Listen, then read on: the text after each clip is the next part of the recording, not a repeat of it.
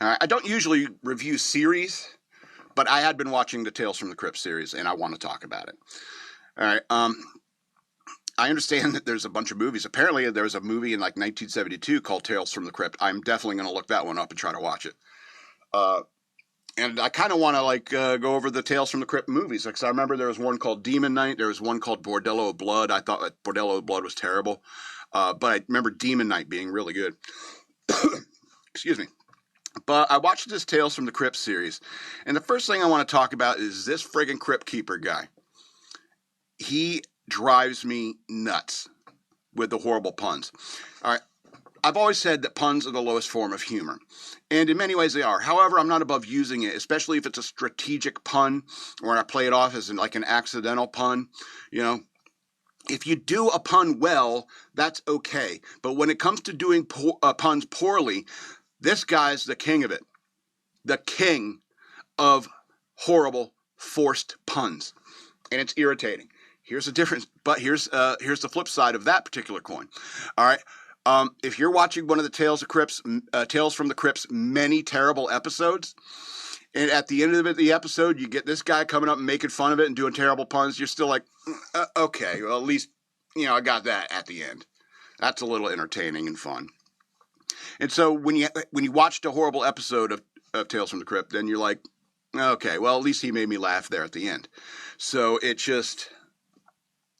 that drove me nuts. Additionally, this series came out in the early days of cable. I don't know if you remember cable television. And the big advantage of cable television at the time was swearing and nudity.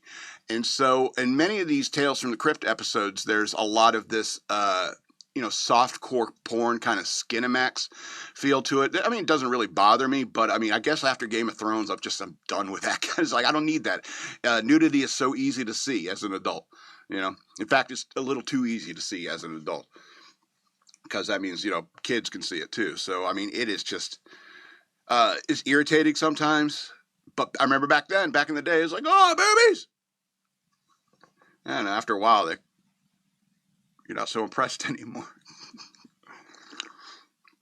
I'm kidding. They're all wonderful ladies. The last and 7th season of this is absolutely terrible.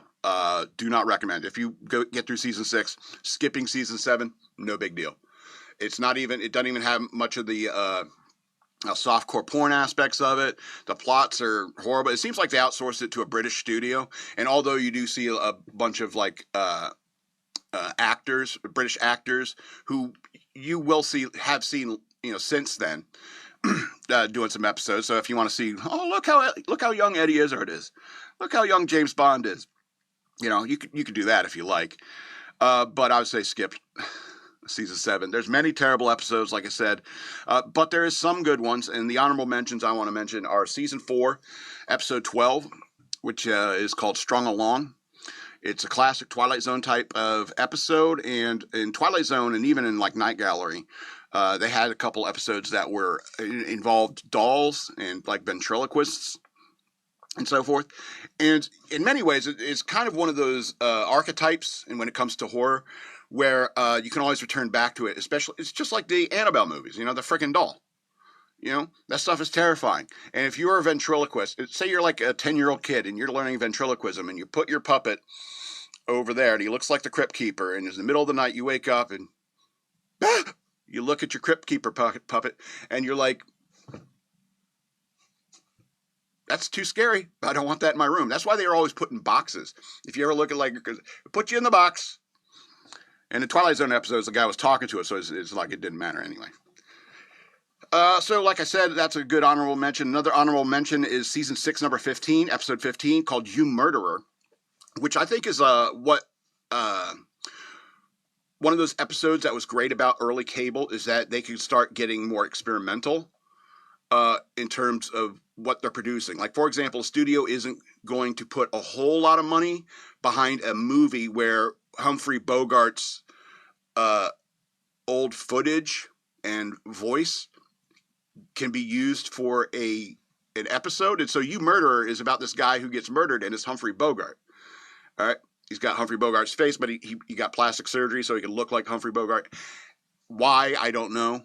But and so it's like they're trying to resurrect Humphrey Bogart, and they're using all these images and film clips of Humphrey Bogart. And I thought that was an interesting concept with a decent plot. And I don't know, it's like that kind of experimental stuff. I mean, that doesn't really happen anymore. You know, because studios only going to really back something if they know it's a hit. And even back then, that was the truth. I mean, the absolute hands down best episode of the Tales of the Crypt series is season 3, episode 14, season ender. All right. And clearly the studio knew that this was the best script they'd come across so far for a Tales from the Crypt episode. It's called Yellow. And it's like a World War I period piece. And it's about this general played by, what's his name? Kirk Douglas? Yeah, Kirk Douglas. And has Robert Zemeckis as director, has Dan Aykroyd in it. So, I mean, the studio knew that it was the strongest script, so they hired the best people to do the story, and it's fantastic.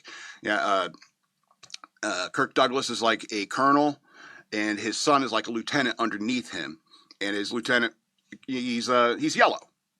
He's scared of getting involved in combat. It is World War I after all. You have every right to be scared of that. But, I mean, your job as an officer is to lead. And so there's a situation where he's supposed to do something on attack. He doesn't do it. He has to be disciplined. His father has to discipline him. And there's a twist at the end that is fantastic. It's really good. And so, yeah, when it comes to a series, like, for example, that yellow episode would probably get like 11, 12 stars from me. But as a whole series, I'll give it 6 of 13 stars. It's worth about 1 watch through. But you'll probably feel like the same way I do about stuff like, you know, oh, God, I don't need any softcore porn. I get shoved down my face in the Game of Thrones era. They still do those new Game of Thrones stuff. Do they still have still nudity in it? They still do Game of Thrones. Okay. I don't know. You think they would have learned their lesson? You know, because it's a story. A good story doesn't necessarily need nudity unless you're trying to rope in, you know, how old was I back then? 16-year-old boys in the middle of the night watching Tales from the Crypt on HBO on low enough volume so his parents can't hear them because the commercials are all, or you go to regular TV where they had commercials, and it's like, you lonely tonight? Some girl in a bathing suit standing next to a waterfall. You lonely tonight? You could talk to me live right now. 1-900, you know, not real. 1-800 not real. This is not a real relationship, and it costs you $5 a minute. The madman loves you all, from the big to the small.